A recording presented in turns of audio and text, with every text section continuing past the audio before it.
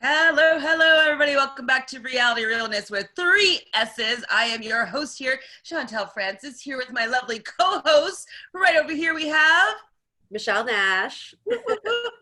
and here on Reality Realness, we talk about all things reality TV and sometimes the gossip that goes along with it. But today we have gone back in time to around 2006 to do episode 2 of Real World Road Rules, The Challenge, but The Duel. So, what are your overall thoughts of this episode? It's so epic. Sorry. Oh, it's an iconic episode. It's short and sweet. I love how quick they are. But it's our first little glimpse into the tragic love story of DM and CT. So that for me is a highlight. I actually had tears in my eyes at one point, and so that was the highlight for me. And it has an iconic fight. So there's nothing bad to be said about this episode. I totally. And Bananas got eliminated, so it has everything. What? I wrote that down. I'm like, I don't remember Bananas being eliminated, but I guess because he was so inconsequential at that point. Like he was just like some new kid. Mm-hmm. Yeah, all the Key West people, it was all their first season together. Yeah. And we discussed how stupid it was that Tyler was like, yeah, just that's what you want, people. And Bananas was a rookie at this point, and he gets eliminated first. It's so satisfying. I was just like, what? But so in the beginning of the episode, I was just kind of like, I'm just still vibing with it's so old school. It's just like, I could probably edit something better, those intro videos. It just was so budget, but in a way that was nostalgic. And I loved it. But we're reminded of the whole, Tyler choosing Johnny, and they call him John, and that kept on screaming out to me. I'm like, who's John? I'm like, oh. Was that bothering you at all, or did you recognize that? It was a little weird. What I did like is that after the competition, it was interesting because you expect Bananas to be such a little shit, but he was such a good sport about it. And I didn't remember that they used to have to go back to the house after to pack up their stuff and talk to people instead of just leaving. And so he was really he was a good sport about it. So I kind of think it's fair for him to hate on the rookies who get eliminated first and just be like, fuck it, I had to do it, because he did. So if you could just help remind me, I was just halfly watching the competition. So they had to bet how many watermelons they could lift up, and then they're calling the other person's bluff. Yeah, so this game comes up a few times and becomes very upsetting. It's an easy way to get rid of somebody because it's called Yes I Can. So essentially it starts, for this one, it's how many things can you lift? How many watermelons in the thing? So you keep guessing. Eventually someone has to call the other person's bluff. If I call your bluff and say oh, I don't think you can carry 20 and you can't do it, I automatically win. I don't have to do anything, which ends up happening later on with other people. But in this case, Bananas didn't know how many to lift, and he's probably worried about not being able to do it. So he calls Tyler out. Tyler's able to lift it. He's gone. So it's a judge of assessing how heavy something you think is and how much you think that person can lift. So it's just pure strategy, which is an interesting game. I think they don't really have anything like that anymore in the elimination. I wish they did. But okay, so I would guess that a watermelon is what, 5 pounds? Yeah, maybe 4 or 5 pounds. So what? I don't know. So what is it? It was 31, so it's just over 150 pounds. I feel like that's liftable. I don't think that's I think I could still lift just a little bit 150 pounds. You know what I mean? Yeah. Off or. Well, I don't think he thought about it that in depth. I think it was more so you don't know how hard it's going to be to lift, and because Tyler just kept going one above him, I think that Johnny was worried that he would just call it on him and then Johnny wouldn't be able to do it. I don't know. I think it's hard to say because later on it happens with another girl on DM, and she's thinks that she can lift something based on how it looks. So I don't know. Maybe he just didn't think about it. I guess. And maybe also with the psychology of it, Tyler's going up just incrementally, just above him. Maybe Johnny thought that Tyler was scared as well. And so maybe that was a little bit of the strategy and yeah. manipulating the situation a little bit, because it just, I mean, the way that Tyler lifted it up, it did not look heavy at all. No. It looked like light. Yeah. So wait, was it Tyler that won the Seiko watch? Yeah. So fun fact here is that I think around that time, maybe a little bit beforehand, I actually was the voice of Seiko watches internationally. So I Fame was doing pardon me? I said Fame Monster. Well, yep. But no, so all the campaigns for them, it was just really funny because I was like, Seiko watches were such a big thing back then. And like, you know, I remember going to the studio and talking about Seiko watches. And, yeah.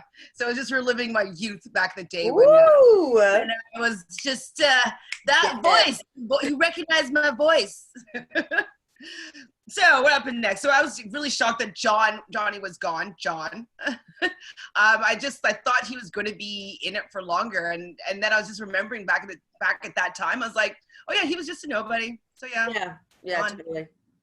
And it's also funny that like how different it is now, like in 2006 as it is to right now, with like how the power dynamics are, and like how, you know, the rookie thing comes into play. Like we're always talking about like rookies, they have to go in, and like it's just how it is at this point in 2006. And so I actually really like that, and I miss that. What do you think about like, you know, people having to pay their dues? Yeah. Oh, I totally agree. I mean, it's not like fact, but you just can't be upset if it happens. You know what I mean? Yeah. Like it's kind of a given. It used to be a given, and yeah, like you should have to earn your stripes a little bit. Well, in this game, you know, Yeah. in my opinion, I'm like, hopefully we can manifest that the new, like season 36, they just go back a little bit, just go a little retro. Like these games are so basic, but I think that they're just so good. I really enjoy watching them. And I think that they give everybody an opportunity to win. It's not just these mega beasts, as I've said 1,000 times. These we don't need to be a gladiator to be able to win many of these competitions, and I like that. And I think that's what I always have liked about these shows, is that it was kind of always these underdogs that were getting the opportunity to use their physical strength or become better and then win some money. So yeah, hopefully they'll go back to that formula. So okay, I can't remember, why does everybody hate Beth so much?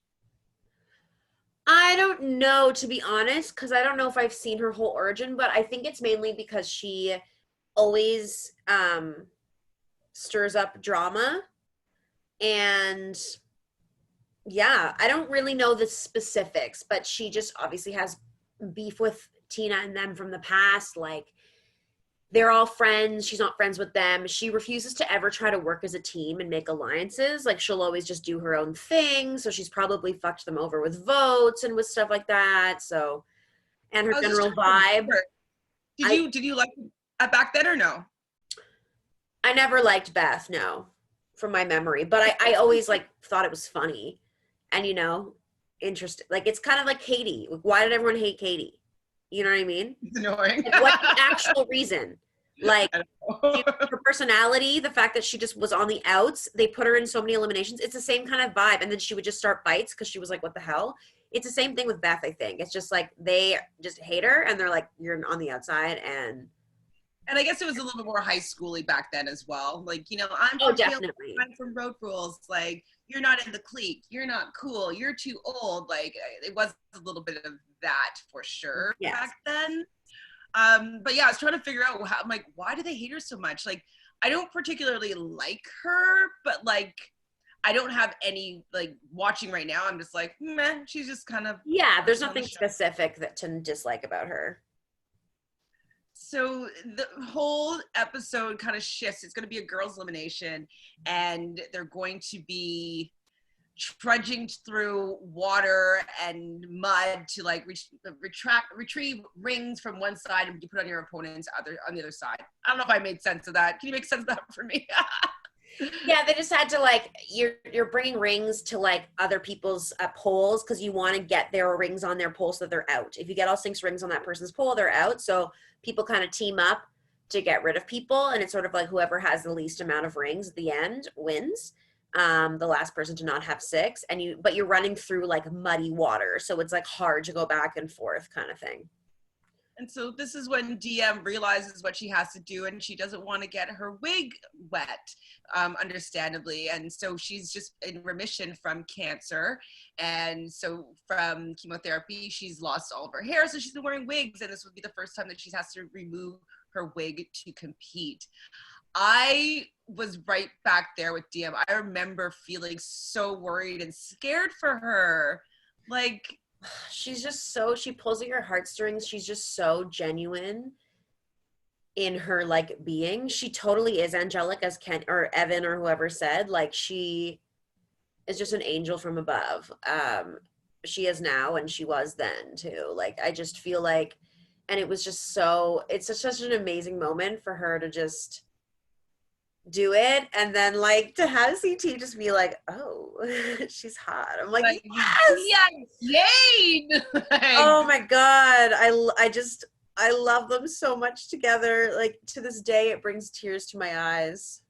I know, when she like, the moment when she takes off her wig, and like I just got goosebumps still, because it's like, I don't know, I'm gonna cry actually a little bit, because it's like, you know, there's so much that she's been covering and hiding, and, you know, always having to be strong, and she's been going through a lot, and doesn't want to necessarily bring anybody into her sadness, and like, you know, she always wants to be kind of uplifting. She never wants to be the dark cloud. And so, you know, to see her like just having to go through so much just to like take it off, and like there was probably a sense of relief in there as well. It's kind of like, this is all of me. And like, I don't know, there's just some moments that you can't, it was just so visceral and so real and so honest that it was just magical. I thought it was just such a beautiful moment. It was. It was. I guess what did happen though after the guys went. So Kenny won the guys elimination part of that. They didn't seem to really care that much about the game. Obviously, they weren't on the line, so they just so obviously like get rid of Wes first. It's just like everyone just hates Wes. Were you happy to see Wes next to Naked there? Just oh my god, he looked amazing. Yeah, he looked amazing, and he's such a little shit. Like, he's just like, oh, of course they went for me, but like, whatever, I'm not bothered. And I'm just like, yes, like they're just all so egotistical, all the men in the season, and it was just great. It's just great. It was great TV. No, I was remembering how much like they are such little shits. They're just, I had just such little mini crushes on all of them. I wanted to be on road or whatever the challenge at that point so badly then. I just wanted to like hang out with them. Yeah. You or no? You're too young. No, I wanted to, but I'd never want to do the challenge because I wouldn't have to like do the challenges. But I wanted to like hang out. So you would have been a real world girl? Yeah, I mean, I could have run through the wings. I could have done that challenge, but like nothing with heights or water, which is most of them. So CT though, I think looked the best out of all of the boys. I was like, yeah, you look like that, CT. Like, there's a reason he was always just like the ultimate bad boy that everyone loves, because this is a season where we see this weird shift in him where he falls for this amazing pure soul, and then after this we see the destruction of it, which is so awful, but then we see the like repairing. Oh my god, we just have seen so much of their journey that you can't not be connected to it. Yeah, and that's one thing that's so frustrating. Yeah, I think that's a good enough word. But like for all the new school people, it's like they just think of CT as the dad, but like they didn't live through the era of DM and CT. Like they don't even know what that is. Like, that's so upsetting. I think it's like, I feel like people should have to do their homework. I agree. Yeah. What else did I ask? So Robin, I thought was a really cool moment too, was how Robin asked for everybody to get swim caps just to make DM feel, you know, that she wasn't alone and that she wasn't standing out like with her head shaved. And so that was actually the moment where I actually cried, because I was like, I thought that it was very empowering. I was like, it was very like compassionate, loving, and you don't really see that in a reality television show that often, but those are the moments that we're craving. That's why we like reality TV, is we want the real authentic moments. Exactly. And that one I think was beautiful. Oh, absolutely. Yep, I even cried now. That's what I said. It's true. D looks good. CT was swooning. Yeah, that's like basically it for the episode. Like, what the heck? I'm like, Dia wins her. Yeah, Dia wins, so she'll start the voting process, which I guess they'll do at the beginning of next episode. So I know what comes next though. Yeah. Did that happen at this episode? Yeah, it does. So I remember this moment. Oh yeah! The epic ending of the episode. I remember this, and I really thought that Beth had called Tina's bluff when I originally was watching it. I was like, she's not going to pop her in the face. Like, she's not going to do it. She's not going to do it. Like, and then she gives her the lamest punch ever. Like, she's like, yeah, I'll get kicked out, and then she's just like there's so many, like, there were so many videos of like her doing the punch. Like, it's just the lamest punch and like the lamest way to get out of the house, but also like it's Tina. Came up back from it. I thought she was gonna give her a good one, and then it was just like a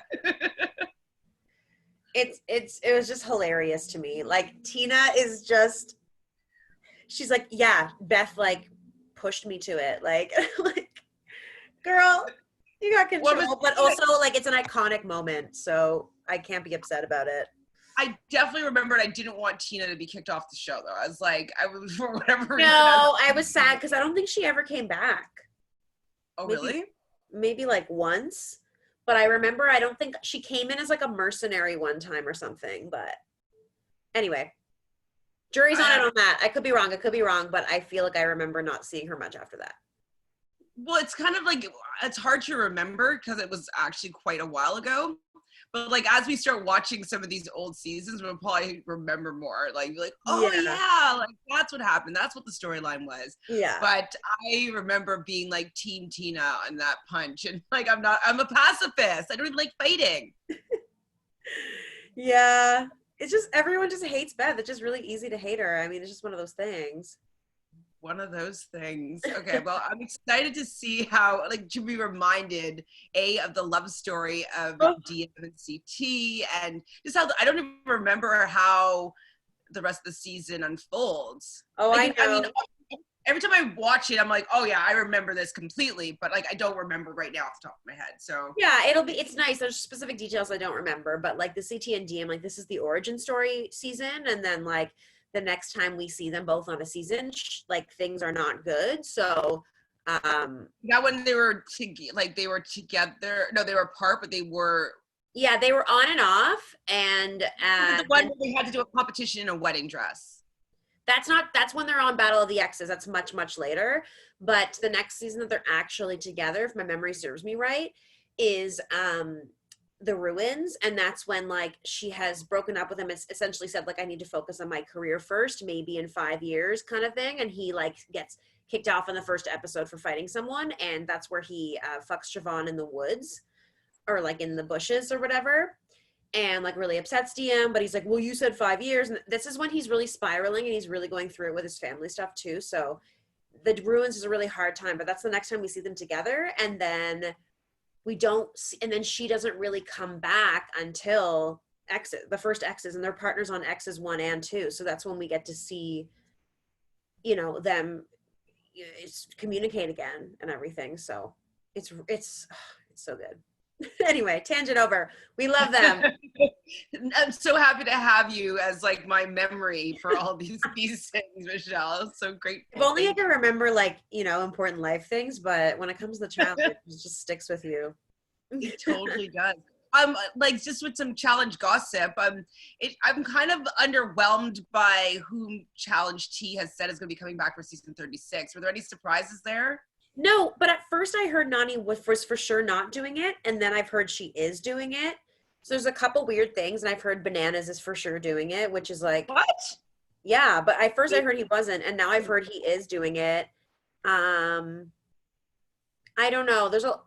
Yeah, nothing that I was like, ooh, so really, Well, I saw like Fessy was doing it. I saw. Okay, I don't know. Do you watch Temptation Island? no. So Temptation. Do you know the concept? Yeah, yeah, yeah. So a guy left his partner from Temptation Island to go with one of the single girls, Morgan, and so they left the show together and they were dating and living together for like maybe a year and a half or two, and then it seems as though he ended up cheating on her, and so she has like all these like posts on YouTube about it and like how she's really upset. But from the the tea, it seems as though she's going to be on the season. So she's Well, gorgeous, interesting. mixed black girl, like she's very pretty. So if they're trying to get a little bit more sexy bodies in there, but she looks good in a bikini, not good in fatigues. Yeah, I mean, we need some of those. And if she's got a fierce, fun personality, like I'm in for it. Like, Yeah, I'm happy to see her come because when Bailey was coming, like I was just kind of annoyed by her, how she was acting when she was still a rookie, but she won't come in with that kind of attitude. You know what I mean? Like she just come in as someone that's like new experience. I want to play. I just have yeah, higher hopes for her than I did for Bailey, and definitely higher hopes than I did for Jennifer. yeah. Oh, well, for sure. There were no hopes to have for Jen.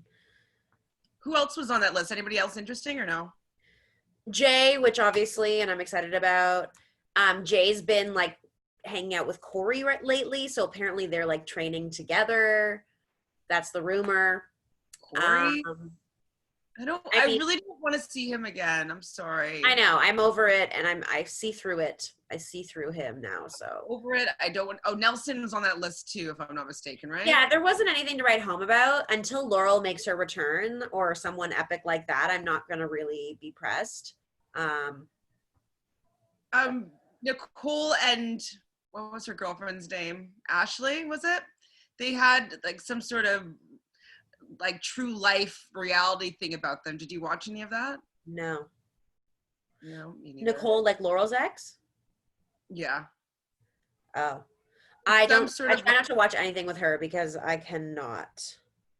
I cannot deal with her. she wouldn't get you. Like she wouldn't be like you wouldn't be like, oh my God, like you're the first girl I'm gonna be with, Nicole. No, definitely not. Okay, so we Not got knowing her and seeing her on the show. Corey, Tori, Jay, Nelson, Wes, Ashley, but she looks really different. Unless that's not Ashley. Did she get a nose job? No, that's Ashley. That's Ashley. It's probably the lighting and the makeup too. But I mean, maybe. She looks fine, but like she looks very Yeah. different. I saw that's something that we never talked about on the reunion. We never said a word about him. Yeah, but why? Like, I mean, here's the thing. Like, he's a reality show jumper. Like, he goes on as many as he can. That's his whole thing. I'm unimpressed by him. I'm surprised that they would bring him back. But I guess they just always have such big casts that they want to have backups. So I'm sure there's a bunch of people like him that are like going to be on the standby in case someone good or someone more relevant, I should say, not good, but someone more relevant. Or maybe they're trying to set up Nani, and so Nani can have her little fling ting back. I don't think she would care about him. She like was on to Casey after that anyway. Like Nani's like out of sight, out of mind kind of queen, I think. But putting them back into the same kind of environment. Yeah, I'm sure we'll give her something to like have fun with. That's for sure. Here's some tea. I don't know if you saw it, but on the Big Brother US live feeds, Bailey and Davon were kind of bad-mouthing Anissa. So really? saying that Anissa was kind of like, didn't feel that they were relevant as Black women, like within like the game, and like they were just basically downplaying them as people. And then also kind of when it suited her, she would be Jewish, and when it suited her, she'd be Black, and when it suited her, she'd be like, she'd take on whatever part of her would be that she could claim, you know what I mean? So they were just like, they thought she was weird and they didn't like her. Interesting. I shared that with Fanta, and she was saying that like that was what Trishelle also was saying about her. Like, you're everything. You always can claim everything. And so, I mean, as somebody that's like part of mixed cultures and lives in a diverse world, like, isn't that allowed? I don't know. What do you think? I think it's unfound to be unbothered by that, because she is multicultural and she's allowed to bring out different parts of her background whenever she wants, because she is that. And you being part Black and part Jewish doesn't make you not Jewish. And you've like, you know what I mean? Like, because there's a fight in this season that will come up where Robin insults her in a similar way and says some derogatory things to her about like, oh, you're this, but you're this, like, what even are you, kind of thing. And that's just like, that doesn't fly well with me and with anyone, I don't think. Like, I guess I can understand Bailey and Davon being upset, being like, oh, you're downplaying our importance in this game and like our relevance here. So I can understand being upset from that. And maybe they're taking it out in that way of being like, well, like, she gets to just decide where she wants to focus more of her energy in that moment. But I mean, I don't know. I think it's cool for her to be able to do that. Like, if you're someone who comes from multiple backgrounds, you should be able to. Well, it's also kind of like, you're damned if you do and you're damned if you don't. If she were to deny her Blackness, if she was a passing Black woman that she would pass for somebody white, and she denied that, people would be up in arms and enraged that she's denying part of her. And so I totally agree with you that she is more than welcome to be able to use whatever part of her is necessary in certain situations. It's kind of like, I mean, this is not like this at all, but within Canada, you know how if you are, I believe it's a quarter, I don't know what's I don't know what's a politically correct word anymore. Oh, if you have part Indigenous background. Yes, if you know what I mean, you'd be able to receive a tax credit or whatever. Like, even if you just have a small bit of that blood within you, you are still entitled to be able to, you're still considered to be of that land. And so if we take that into consideration with everything, if you have a drop, that's enough to say that it's part of your bloodline. And so if you want to use that because it's something that you have experienced, or your parents have experienced, or your parents' parents have experienced, like, if you're gonna get a perk for something and that, you know, that your parents didn't get a perk for, I think that by all means you should be able to use it. So I agree with you. And I can understand though why Bailey and Davon might be upset with her, but I think that Anissa's in the right in this way. Mm-hmm. I don't know. Any other tea? I haven't heard much tea yet. Stuff to come in the coming weeks, I'm sure. But I'm excited. Have you heard of any of them going to be filming at any time soon or anything like that? Like, I know I've heard like mid-September, mid to end of September, they'll be flying out. So, I mean, these are all just kind of hearsay at this point, but I'm sure things will solidify. With the fact that so many shows have started to film, you know, we have The Bachelorette filming, we have Big Brother filming. I believe they're going to be starting Love Island next week or the week after. And so I think once they're just going to see some success from some of these shows and not having any crazy outbreaks or anything like that, that I can see that it'd be likely that they would be filming in September. So yeah.